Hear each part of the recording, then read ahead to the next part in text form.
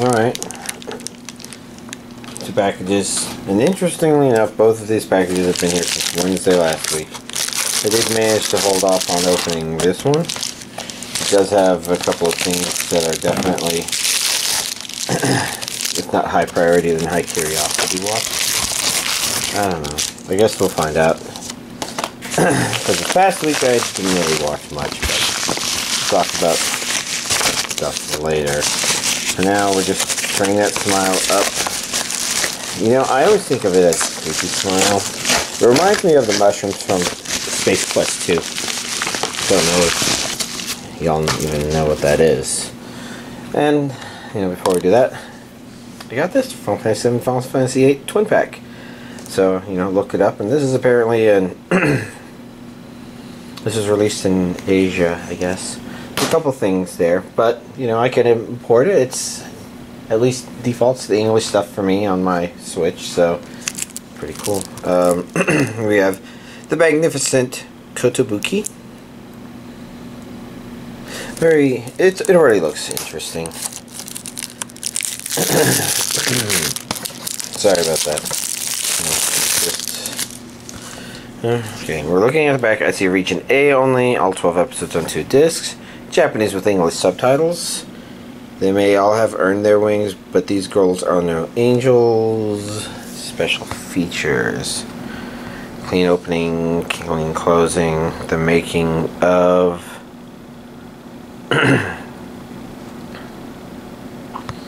Okay, this is a Kotobuki broadcast and Sentai trailers. Interesting. I did not know what this anime is about, but...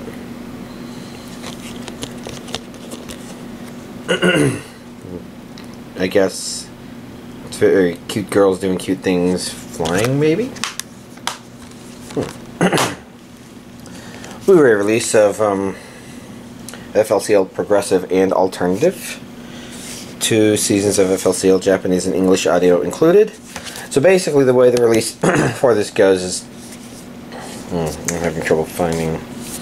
That's because... That's where the... there was a DVD version of Progressive, I guess, and Alternative was scheduled around the same time, but it got delayed or something, I don't know. But the Blu-ray combination of the 2 of them is here. And let's see. 2 series, 2 discs, 12 total episodes. I'm trying to look on the back here for information. Well, we have special features: meet the creators, the pillows, the making of FLCL, progressive and alternative, production behind the scenes, English voice actors. Well, we know this is English dub. I'm not sure if I'm finding anything that would say that it is Region A only. We might find some on the inside.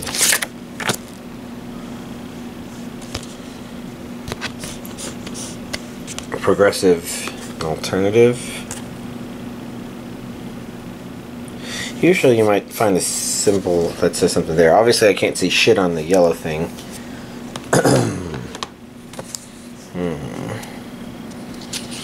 We've got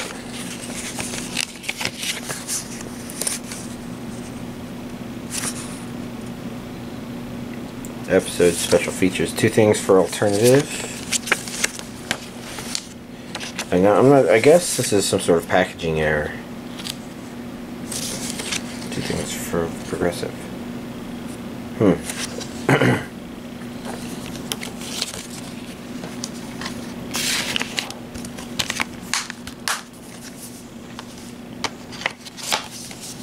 Very strange. Next up we have Donten Laughing Under the Clouds Gaiden. Contains all 3 films and 3 mini posters with original Japanese audio and the English dub for all films. Interesting. I'm gonna see if I can get this sticker off. If it doesn't, oh yeah, there we go. A little sexy corner fan there, and a small sticker to toss on the floor to clean up after the video. Who released this? Is this Shop Factory. Interesting. I was wondering because this is a Vizish sort of layout, but special features Japanese trailers, teasers. This collection includes Chapter 1, 2, and 3, 1 Year, 1 Tragedy, Conspiracy of. I see a region A there. Suggests this is a region A, at least for the Blu-ray components.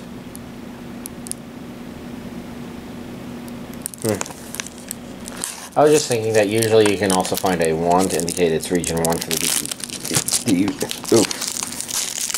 version.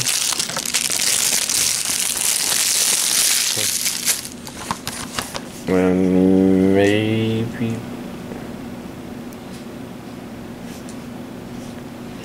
I don't know. I'm having trouble seeing for certain. Okay, whatever this is, it's sealed in plastic. Getting into it would be a little more work than I'm willing to spend. This is the DVD, and this is the Blu-ray. Interesting. Oh yeah, there we go. See how the little world has a 1 on it? That means it's region 1 for the DVD version. We got mysterious shadowy people on the inside. So now I'm kind of curious what the runtime is.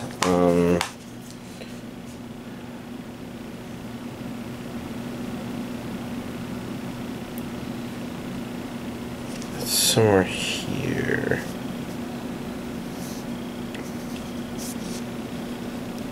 The text is really small, and I don't know. It's an interesting curiosity. I'm guessing by film this means like the Japanese 40 film thing, but whatever. Anyways, next up we have Isekai Quartet Season 1 Blu-ray. So of course this was one of the things that I've been waiting for, I guess. Not that I think that Isekai Quartet will necessarily be spectacular, but rather I want to see what they do with it. It looks curious. You know, you don't get a lot of crossovers, and this one seems like it's higher quality crossed over, give or take the TV stuff. Oh, yeah, it's a different.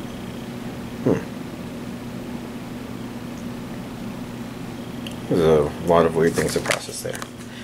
Not bad things, weird things. But it's a parody where all voice actors reprise their roles.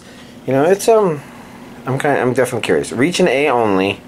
You see, it is disc dubbed. I'm kidding. It's English and Japanese. The disc was made in Mexico. Special features: episode commentary, promo videos, and commercial collection, textless opening and ending songs.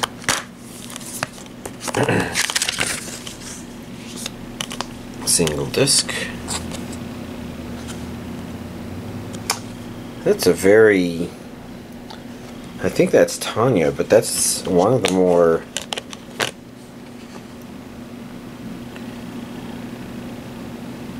Oh, is it Tanya?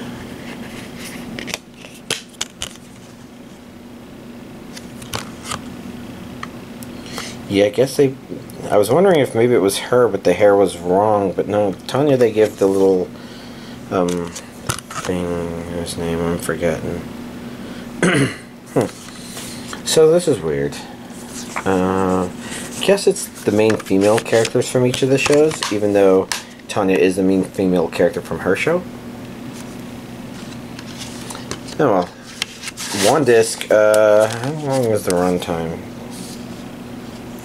It says there, I think it's 12 episodes on one Blu-ray disc. Which usually means... Where's the runtime? Why am I having trouble finding runtimes?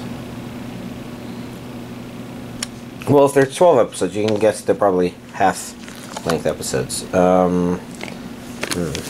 Okay, yeah, that's why this felt low. Next up, we have That Time I Got Reincarnated as a Slime. Although that O looks like an E, so it looks like That Time I Get Reincarnated as a Slime. Maybe it is that, and I'm forgetting. Anyways, this is Season 1, Part 2. Get more than magic kills with the limited edition. 100 minutes of special features.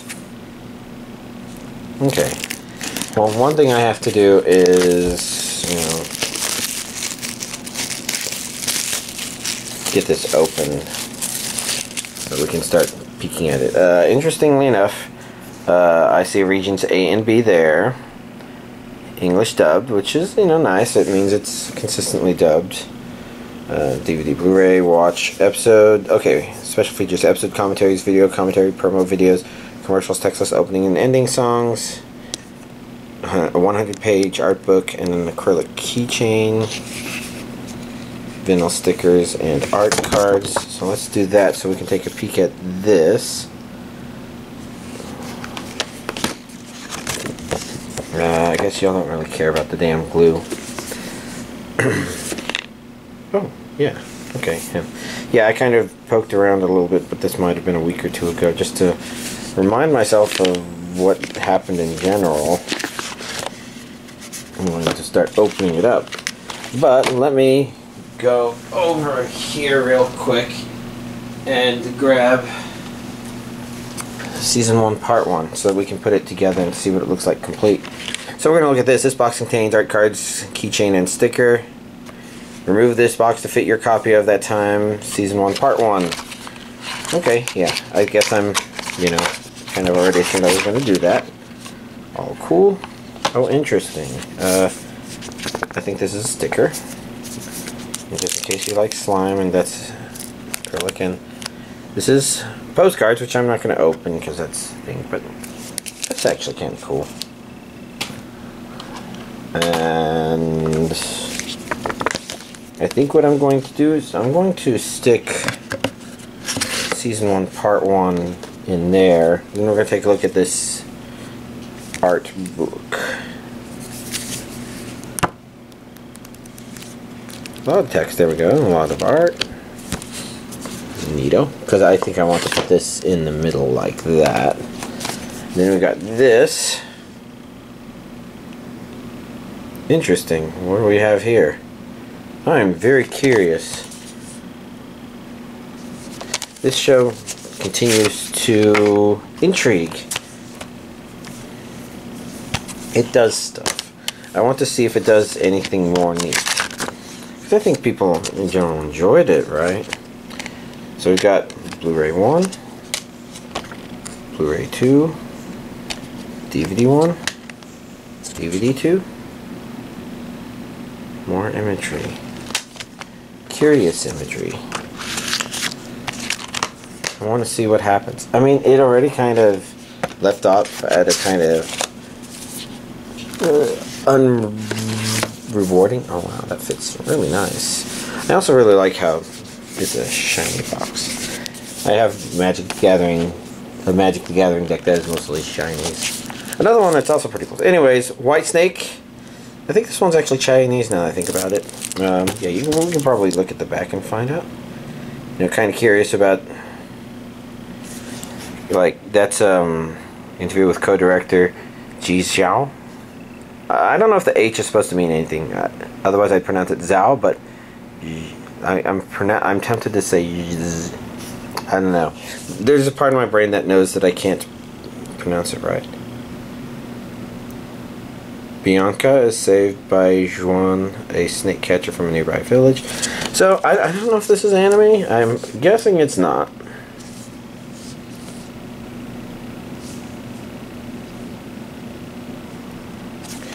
Anyways, let's take this off and let's take a peek on the inside, just because for some people I think they consider anime to be anything Asian. I think most definitions of anime focus specifically on Japanese animation, just because that culture in particular gave birth to a lot of animation content, I guess. Yeah, part of the reason I thought this one was Chinese is because I thought it has Chinese audio and not Japanese audio. But anyways, it's an interesting looking curiosity. I don't know if it's actually good, but it's just made as a kind of, yeah, it could just be me. I was just getting a How to Train Your Dragon sort of vibe there. Alright, well, why don't we just say, okay, that might be, why don't we include this in the list of here's this week's anime DVD collection update.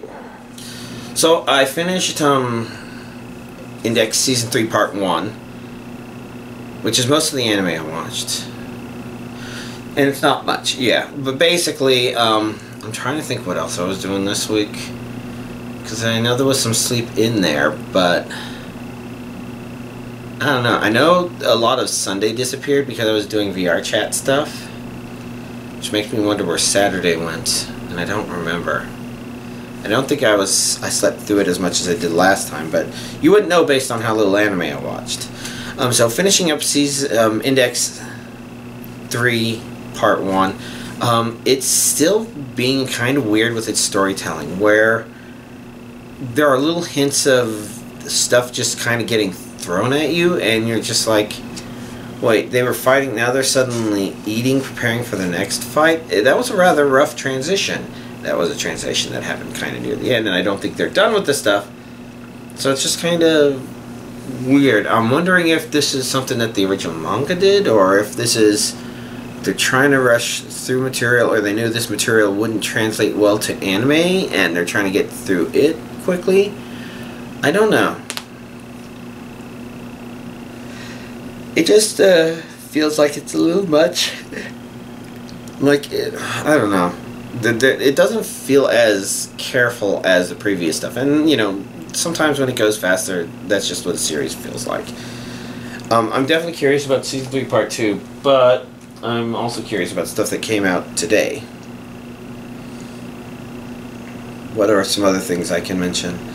Because I was tempted to try and watch Konosuba 2 OVA thing, and I ended up not doing that because, I don't know, it doesn't seem that important. So, you know, there's just stuff. Like, stuff I don't usually mention, like when I rewatch a couple of episodes. I was rewatching some episodes from Attack on Titan last night just because, like, oh yeah, you know, I haven't rewatched some of this old stuff. That's pretty cool. My friend that I've been watching My Hero Academia Season 3 with, well, he just finished Season 3, and, you know, it's, I thought it was pretty good stuff. Pretty entertaining. Neat stuff. I guess at this point, though, we're back to waiting for Season 4. He's probably going to watch Overlord Season 3, so I guess I'll see that again. And that one's pretty entertaining. So far, Overlord's been consistently entertaining. Is there anything else? I don't know. Maybe part of the issue is when I take relaxing baths, that's just a whole lot of time where I'm not going to be able to watch anime because none of my setup allows me to watch stuff on my Mac laptop. This includes ripped DVDs and Blu-rays, where when I've tried to stream them before, the only streaming that worked was the stuff that I set up with the streaming server that, again, has not been working for a long time. But, you know, I have at least 2 things this week that are like, oh yes, I definitely gotta watch those. And then, you know, that's that time I got reincarnated as Slime, because I was in the middle of a story arc. Season 1 Part 1 ends in the middle of a story arc, and I want to see what else happens in there at a minimum. And there's other curious cover art that makes me think, oh, because sometimes one of the neat things about having powerful characters, you know, introducing them to other characters. I think One Piece kind of understood this, because the Straw Hat Pirates are kind of powerful, and, you know, they kind of need to make them a little more powerful. And I say this from the perspective of not having seen any new episodes since they stopped releasing stuff on DVD Blu-ray, which means I'm a billion years behind everybody else. But, you know, they kind of had this thing where, you know, they'd have breaks where, oh, well, the Straw Hat Pirates get separated, and they do their things that they're really good at and uplift people, and that's actually kind of nice to watch. And I think sometimes there's an element of isekai where it's pretty cool to watch somebody who's kind of cool designed, you know, other people discover how cool they are in a kind of heartwarming, wholesome sort of way. I think Reincarnated as a Slime does that really strongly. And I'm kind of curious if there's going to be more of that, because it's definitely showing evidence that even though we have a shit ton of characters at this point, there's more, which the show can handle, because unlike a show like Naruto, it maybe isn't the best example, and I hate to pick on it, but, You know, Naruto has a lot of characters, but the problem is it dwells on a whole lot of the characters a lot. Whereas a lot of these characters are notable, but they're not like, oh, well, we have to keep track of 50 people as we go through a story arc. Stuff just sort of is. People just sort of are. It kind of understands who the character we should be focusing on, caring about. The other characters are there, and they're neat. But maybe it's also artificial. Maybe that's why some people don't like Isekai in general. So, I don't know. Weird thoughts just bubbling to the surface there. I guess, video game-wise, I did do a little because, you know, I mean, I got that Final Fantasy VII, Final Fantasy VIII combo pack, and it's not like I'm planning to play through them anytime soon. I mostly got them because if I do want to play through them, I would like to have those physical copies. I love my physical copies, and now I'm a little disappointed that I don't have Final Fantasy IX physical, because now I have 7, 8, 10, and I don't know if I actually have 10 too. I think there was an implication that one might be a download code. I should look at that again. And then I think I have 12, whichever one is Zodiac Age, assuming 11 was a Memoir and that one got skipped. So that basically means I have almost a series of Final Fantasy games, but there's just one, which is Final Fantasy IX, which I don't. Yeah, anyways, that would be nice. What I did was I did play some Final Fantasy VII. I guess my thoughts being, so I've only actually played through Final Fantasy VII once myself, and that one was to just go through the story, relive it. So I played with cheats. And the nice thing about these Switch versions of it is they are versions that I think are available on a lot of different consoles that are kind of built knowing that people don't want to deal with the grind. So sometimes, so they include built-in cheats that are pretty cool, and I guess I'm playing those, and I don't think I'm doing anything particularly spectacular in that regard because, you know, if anybody else who did that probably escaped that first area with Cloud and Barrett both having leveled up limit breaks a couple of times. But basically, I got to the second save point. First save point is in the first area just before the first boss. It's part of a kind of tutorial introductory stuff. And then the first one after that is there. Yeah, I really like the atmosphere of Final Fantasy VII. I think the pre-music kind of gives a really good example, because with Final Fantasy VIII, the pre-music, there's nothing bad about it. It's very adventurous, about to start an adventure sort of thing, which is interesting because Final Fantasy VIII opening doesn't begin feeling adventurous. It begins feeling, I don't know how to describe that. Like something bigger is going to happen than what actually does happen, but it kind of feels like the start of an epic story. And I don't know, lots of weird thoughts related to that, because, you know, Final Fantasy VIII is a very divisive game, but Final Fantasy VII, it begins with that Final Fantasy song, but it's using the Final Fantasy VII instruments, and it feels very homey, like you're in a welcoming environment sort of thing, and it's just kind of peaceful and maybe a hint magical, not really magical. It's kind of really nice, and I definitely really like the music of Final Fantasy VII. It sets some, and I'm wondering if there could be some nostalgia built into that, but it sets some very interesting tones with its themes. I'm trying to think if Final Fantasy VIII's really what I think about some of the Final Fantasy VIII stuff, and I don't know.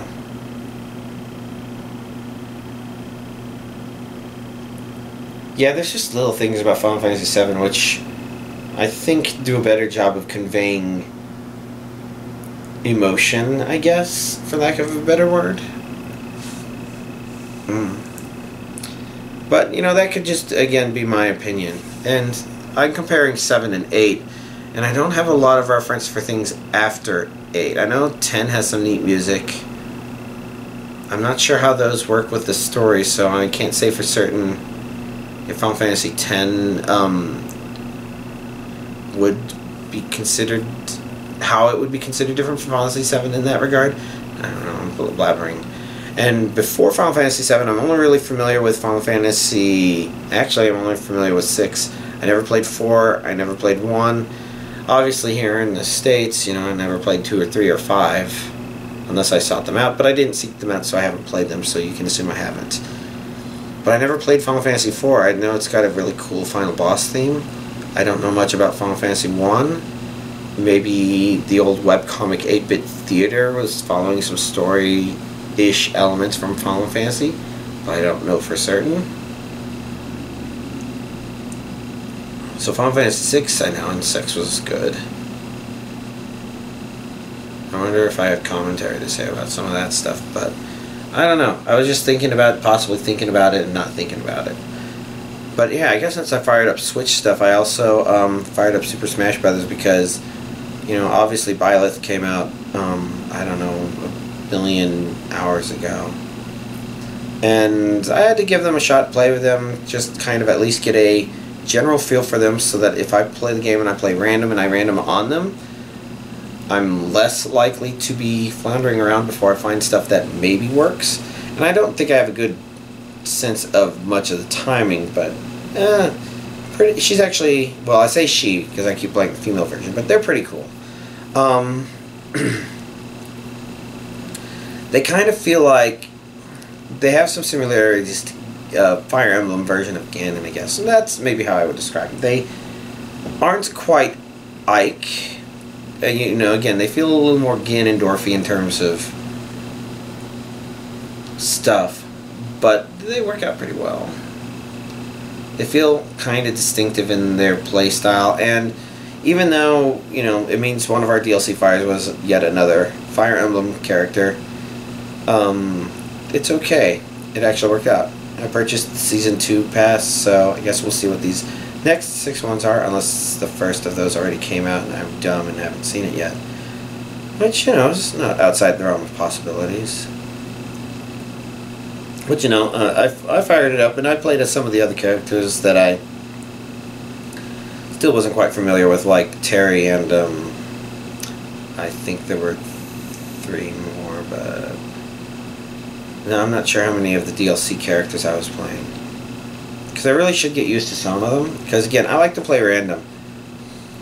Random means that I don't have to expect to try my hardest. I can just do my best.